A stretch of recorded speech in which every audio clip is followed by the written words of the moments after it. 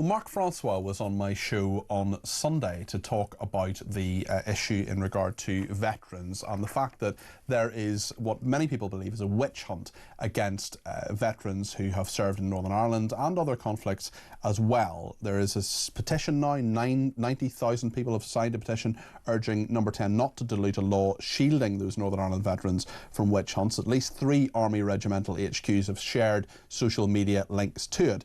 But the Ministry of Defence itself says troops must remain impartial, and there are many senior officers saying this support must end. Mark Francois is with me now. He is a Shadow Defence Minister and Conservative MP for Raleigh and Wickford. Mark, I can imagine what you think about this ban. Some people might argue if soldiers are serving soldiers that they shouldn't involve themselves in political or judicial issues. What would you say to that, Mark?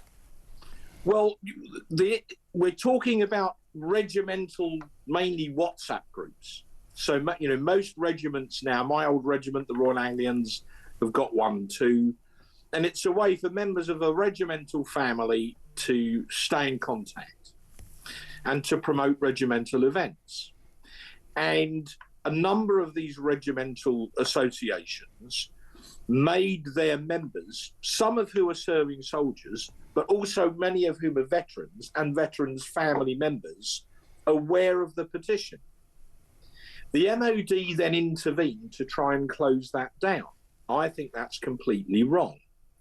Now, David Davis, my colleague, who's been doing a lot of work on this campaign, as you know, raised a point of order in the House of Commons yesterday, right at the end of defence questions. So the sequence was, I raised the petition at defence questions yesterday. At that point, it had 87,000 signatures, just about.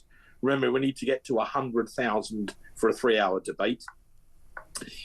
I raised it in the Commons. John Healey, the Defence Secretary, replied. We had an exchange about that. I criticised very strongly what Labour are doing. Because remember, this will help Jerry Adams, what they're proposing. It will make it easier for him to sue the British taxpayer whilst throwing our guys to the wolves. And at the end, David Davis raised a point of order with Healey still in the chamber and said it's completely wrong to, you know, suppress these regimental WhatsApp groups. They're just making people aware of the petition. If they want to sign it, they can sign it. Healey, to be fair, looked completely taken aback.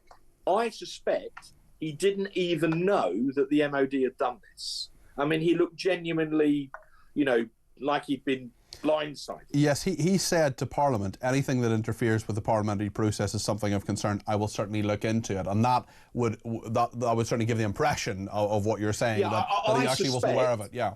Yeah, I suspect he went back to the MOD and, you know, someone got an interview without coffee. Yeah. About why he, the Secretary of State, hadn't been told. The Speaker was in the chamber and he basically said, well, look, the Secretary of State said he's looked into it, but then he added, no one should be stifled. So that is the judgment of the Speaker of the Commons. Yes. So I think the MOD should reverse this. They should make a point of doing it. They should say, we're not going to stifle debate. People should be made aware of the petition, and if they want to sign it, they can sign it. And if they don't want to sign it, they don't have to. By the way, you know what I'm about to do, Peter? Anyone watching this show, if they want to sign it, we've got to, you know, we're 10,000 and a bit to go. If they want to sign it, they can go onto the House of Commons Petitions Committee website, click in, you know, they send you a confirmatory email to make sure you're not a bot, and then you sign the petition. We need 10,000 and a bit more names. And then we get a 3-hour debate in Parliament, realistically after the Whitsun recess, which would be in June, hopefully. And then we can absolutely expose the madness of what Labour are trying to do. Mark, an MOD spokesman told us, as the public would expect, official social media channels must comply with relevant guidance, including impartiality and neutrality. The guidance quoted by the newspaper, The Sun, has done this story, also makes clear that non-official accounts are separate entities and free to post whatever they wish. What would you make of that, Mark? Yes, these are, you know, this is not, you know, the MOD's comms department. These are regimental apps used by regimental associations. Yeah. And I think, to be fair, Healy said something like, from experience, trying to tell regimental associations what to do is not an easy thing. I was the Veterans Minister. I can vouch for that myself. Tad has been in touch and said, I've signed it and I've shared it. So that's at least one person who has signed that. We're one nearer. But look, as I say, to try and be fair to John Healy, I think he didn't know this order had been given. I'd like him to publicly rescind it. But, either way, the Speaker of the House of Commons has given an opinion. He doesn't want debate stifled. So, the MOD, the bureaucrats in the MOD comms department can go and take it up with the Speaker of the House of Commons. Mark, just while I have you, could I just ask your opinion very briefly on the EU deal? It's a complete surrender. I mean, I crossed swords with the Prime Minister about this in the Commons this afternoon. In a nutshell, complete surrender on fish and complete surrender on what's called dynamic alignment, which is a fancy phrase, but what it means is if in certain areas like veterinary science and food production, and that ultimately affects all of us, if the EU change their rules in those areas, we follow them automatically. We dynamically align. They move, we change. They move, we move. And we would do that automatically once we've signed up for this, even if Parliament disagreed with the change that the EU were proposing. The PM and I got into a bit of a spat about how that works. Ultimately, I'm absolutely clear on this. In the event of a dispute over that, the European Court of Justice has the final say, so effectively the EU has the final say. Why does all this matter? Because we become a rule taker. We go back to a position similar to when we were in the EU, that they make rules and we passively have to agree with them.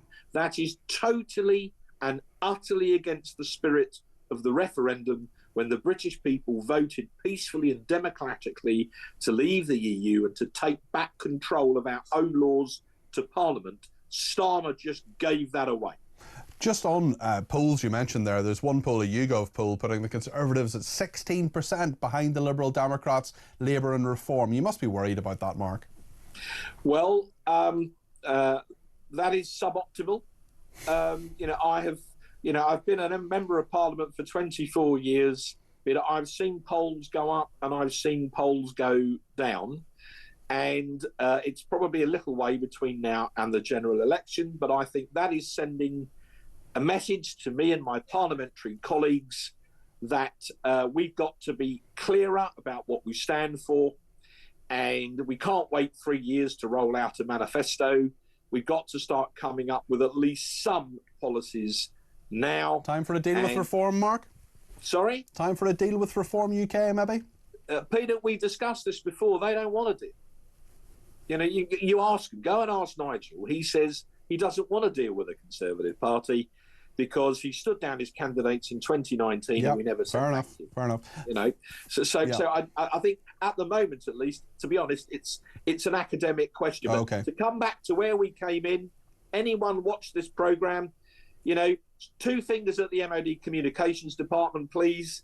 Get on the website, sign the petition, and then we can debate it in Parliament, and hopefully with the Speaker and the Chair. Mark, thank you very much. That is Mark Francois there. He is the Shadow Defence Minister. He's a Conservative MP for Raleigh and Wickford.